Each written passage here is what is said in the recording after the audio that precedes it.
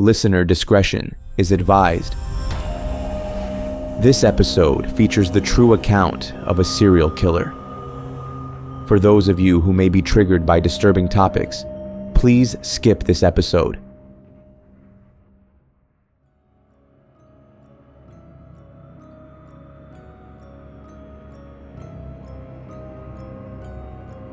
Just south of Wilmington in New Castle County sits the unincorporated community of Bear, Delaware. With its quiet neighborhoods and suburban sprawl, Bear might seem like the kind of place where nothing too terrible could happen. But in the late 1980s, a series of murders shocked this peaceful community and left a permanent stain on the state's history.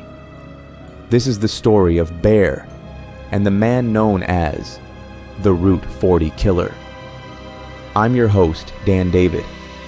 Welcome to City of Nightmares.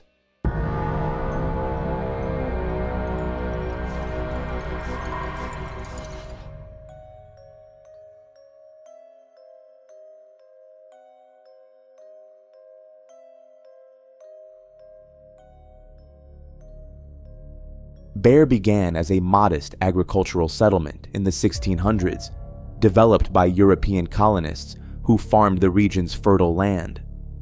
The town's unusual name likely comes from a roadside stop called the Bear Tavern, once a popular resting point along the Philadelphia-Wilmington Turnpike. Though it started as farmland, Bear gradually transformed into one of the fastest-growing residential communities in Delaware. The town offers a range of housing options, from single-family homes to condominiums, attracting everyone from growing families to working professionals. And thanks to its location near Route 1, Interstate 95, and Route 40, commuting to surrounding cities like Wilmington or Newark is easy and convenient. Residents here appreciate the town's balance between modern development and small-town charm. Bear is home to public and private schools, with strong community engagement fostered through festivals, events, and volunteering. It's not the kind of place you'd expect to become the focus of a statewide manhunt. But in the late 80s, Bear became just that. As women began disappearing along Route 40, local authorities uncovered a horrifying pattern, one that pointed directly to a serial predator stalking the very edges of this suburban town. A predator later identified as the Route 40 Killer.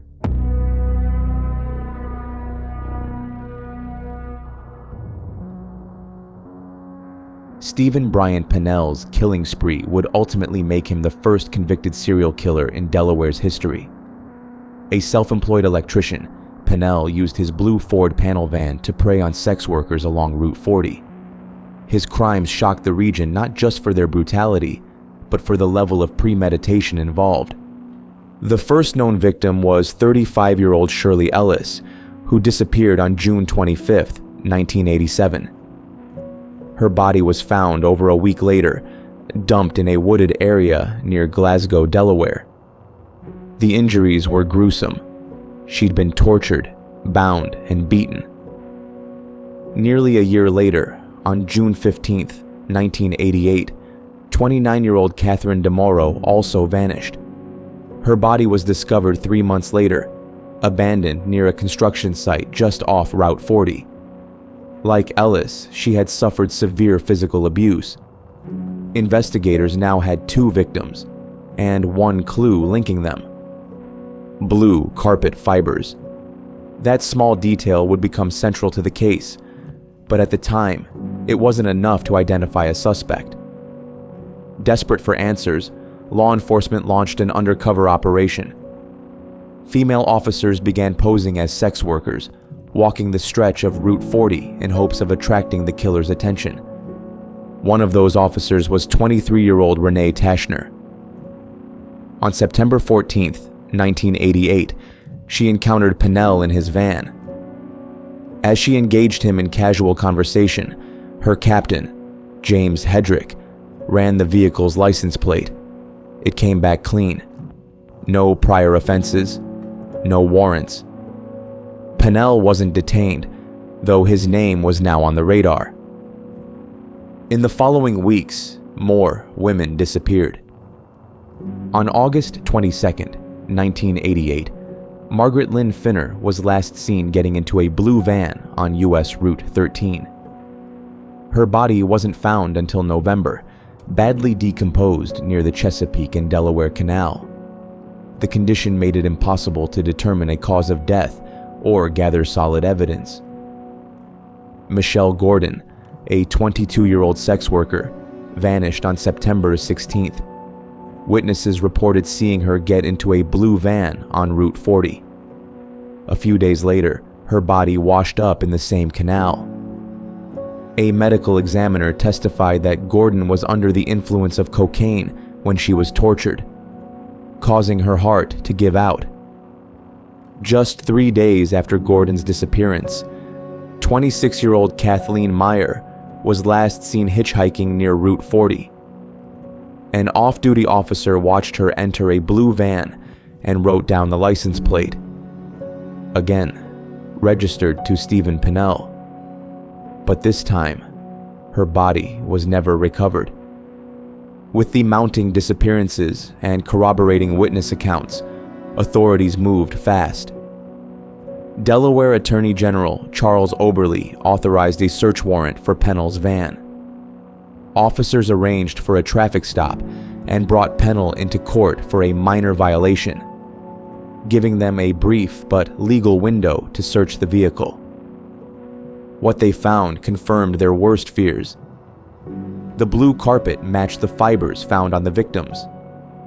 Investigators also found strands of hair, traces of blood, the same brand of duct tape used on DeMauro, and a disturbing collection of tools: pliers, a whip, handcuffs, needles, restraints, and knives. It was, by all accounts, a torture kit. Pennell was arrested on November 29, 1988, and formally charged with 3 murders: Ellis, DeMauro, and Gordon.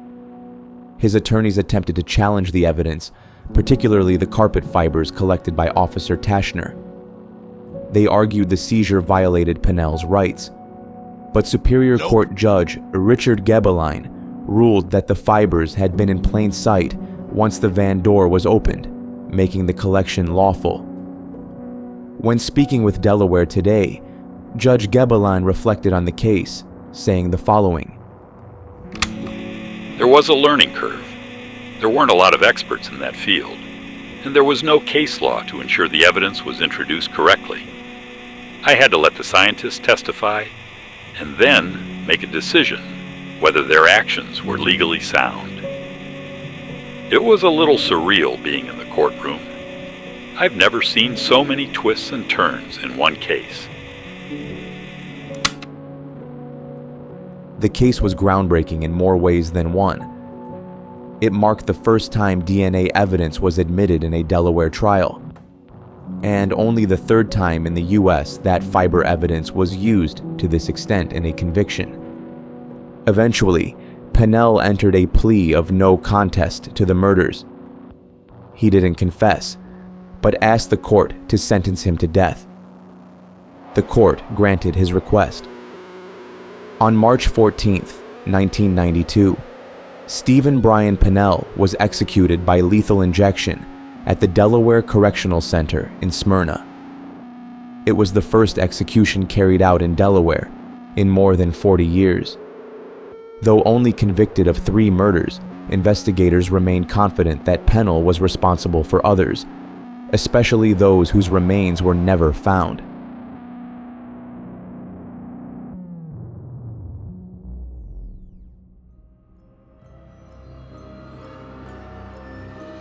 Thank you for joining me for this episode of City of Nightmares.